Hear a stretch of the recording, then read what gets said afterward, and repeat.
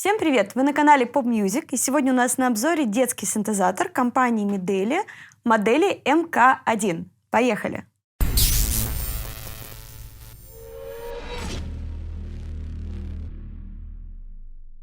Ну что, на улице осень, начало нового учебного года. Это отличная возможность для того, чтобы приобщить своего ребенка к музыкальному инструменту. Поэтому сегодня у нас на обзоре детский маленький синтезатор. Он достаточно компактный, легкий, весит он не больше 1 килограмма, что будет удобно для того, чтобы перевозить этот инструмент, носить его с собой и играть в любом удобном месте. Что здесь у нас присутствует? Это небольшой инструмент на 37 клавиш. Они маленького размера, что также удобно для ребенка.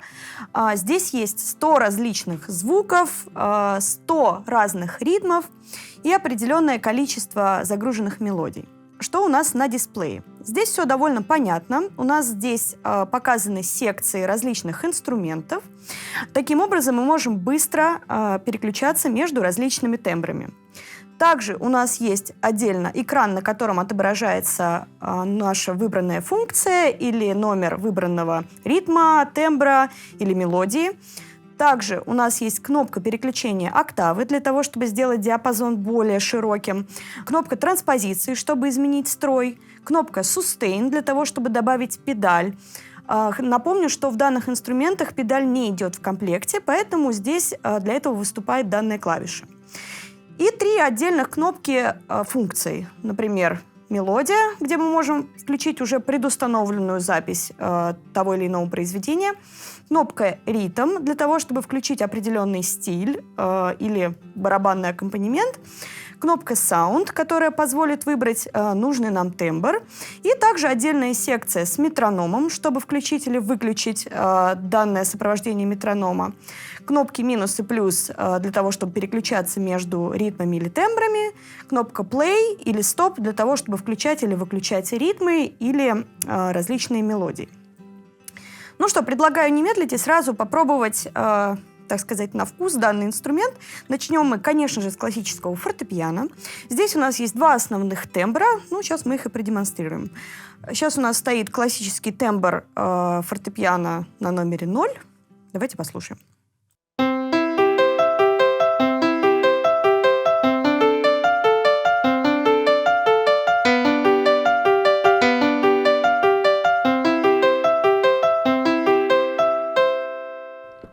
Также еще один тембр фортепиано более мягкий, более приятный по звучанию.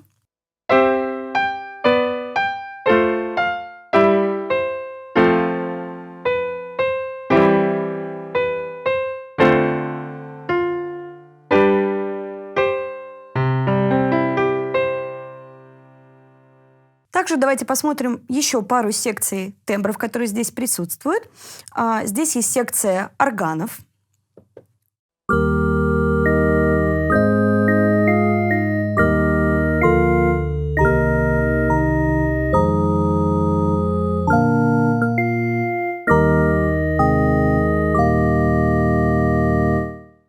Отдельно также представлена секция струнных инструментов.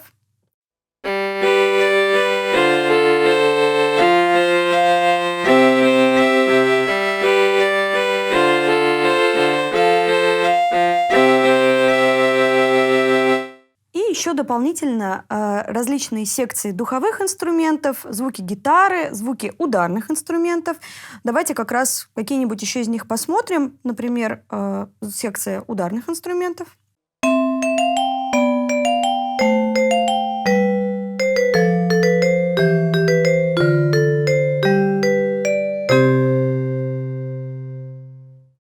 Еще одна секция, которая будет, возможно, даже более интересна для ваших детей. Это секция различных SFX инструментов и тембров.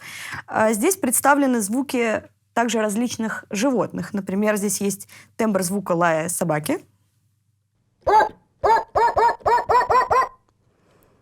Есть тембр мяуканья котов.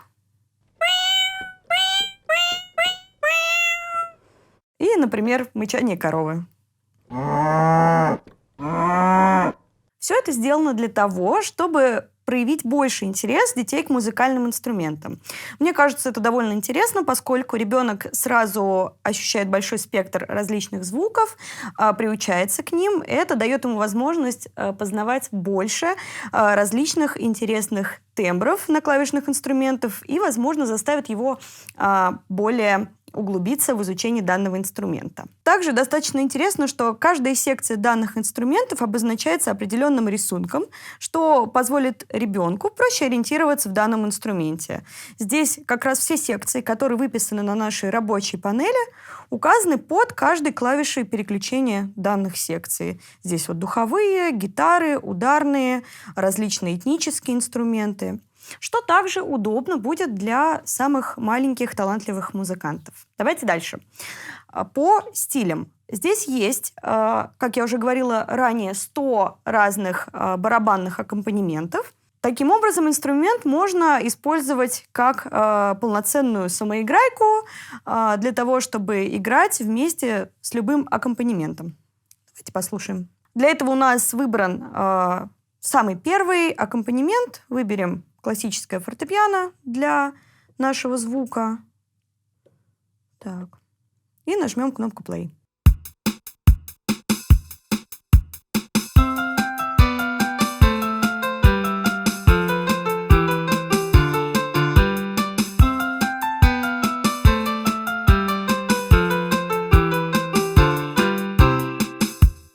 Интересно, что роль данных стилей здесь не только как просто барабанный аккомпанемент, но этот аккомпанемент может служить и одновременно метрономом.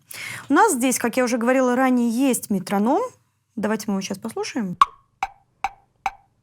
То есть он звучит довольно традиционно, и в данном случае это может быть скучно в момент изучения каких-то композиций или мелодий. Поэтому здесь мы можем спокойно использовать стили как симулятор метронома. Мы можем также выбрать нужный нам темп, нужный нам размер и тренироваться с помощью данных стилей. И еще одна секция, которая у нас есть, это секция различных уже предустановленных мелодий. На нашей рабочей панели здесь выведено название каждое из этих произведений. Давайте мы сейчас послушаем, выберем секцию Song. У нас на экране появляется номер, который мы выбираем. Здесь у нас есть Jingle Bells. Давайте послушаем. Нажмем на play.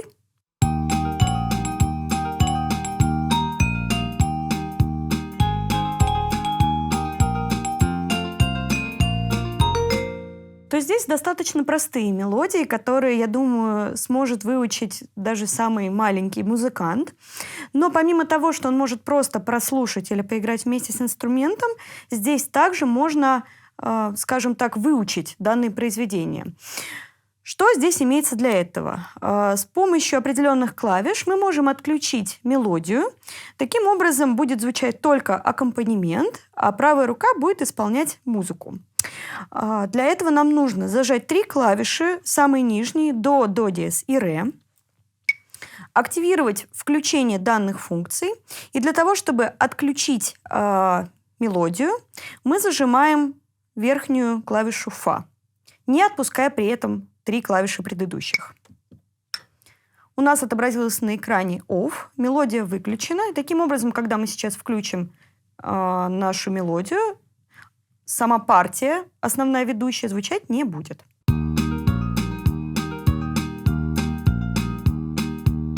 И таким образом мы сможем уже самостоятельно играть с данным аккомпанементом.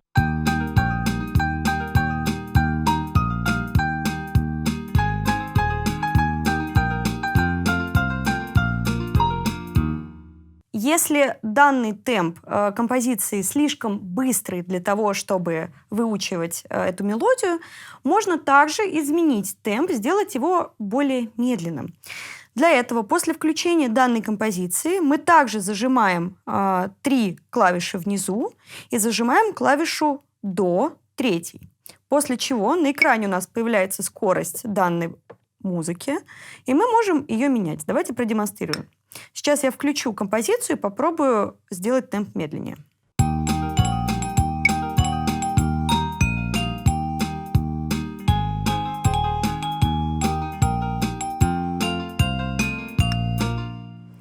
вуаля, это будет гораздо удобнее для того, чтобы выучивать те или иные композиции, которые здесь у нас имеются.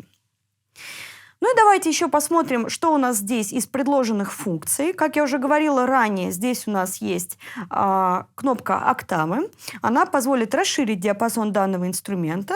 Сейчас у нас стоит классический диапазон.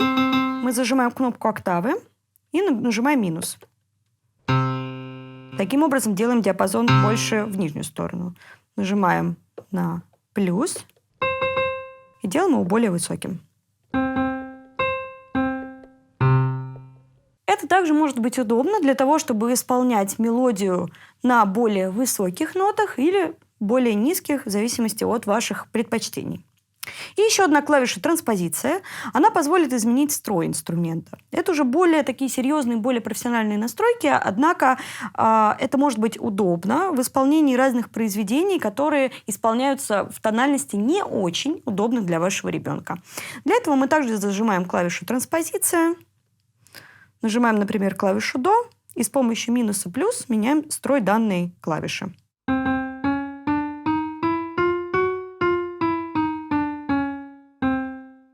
И также клавиша «Sustain». Как я уже говорила ранее, она позволяет сделать звук более протяженным, что позволит лучше соединить звуки между собой. Для этого мы нажимаем клавишу, активируем данную функцию.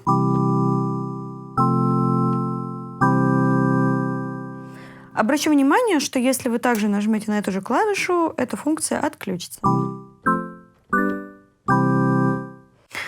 Посмотрим, как это будет звучать, например, в исполнении с автоаккомпанементом.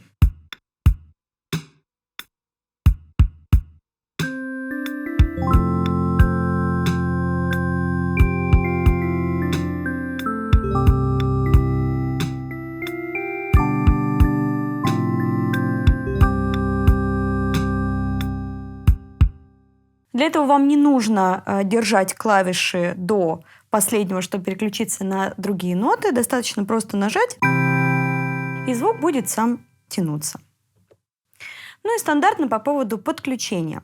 Здесь есть отдельный разъем для подключения наушников, для того, чтобы музыкант в момент игры мог полностью изолироваться, хорошо слышать себя и при этом не мешать другим, что, на мой взгляд, очень удобно в момент обучения, в момент игры. И также есть разъем Type-C для того, чтобы не только подключать зарядное устройство и блок питания к данному инструменту, но и также эту клавиатуру возможно использовать как MIDI-клавиатуру. Для этого нам нужно через этот разъем подключить инструмент к компьютеру, использовать любой музыкальный редактор, к которому вы привыкли, и также использовать данный инструмент как MIDI-клавиатуру для записывания вашей музыки. Классным качеством данных инструментов является то, что они могут работать через батарейки. Здесь нужно 4 пальчика батарейки для того, чтобы инструмент свободно работал в любом месте, не привязываясь к розетке или к лишним кабелям. То есть вы можете в любой момент, в любую поездку взять с собой этот компактный инструмент и поехать играть в том месте, где вам захочется. Производитель позиционирует этот инструмент в разных цветовых вариантах. На сайте указан помимо белого и черного цвета, также есть розовый, желтый и зеленый, что действительно скрасит дополнительно игру на данном инструменте и будет более интересно для ребенка визуально. Однако на данный момент у нас представлен инструмент в белом цвете, но опять же это довольно светлый, довольно яркий оттенок, что будет привлекать ребенка для игры на инструменте больше. Подводя итоги, хочу сказать, что данный инструмент прекрасно подойдет для того, чтобы приобщить маленького музыканта к игре на клавишных инструментах.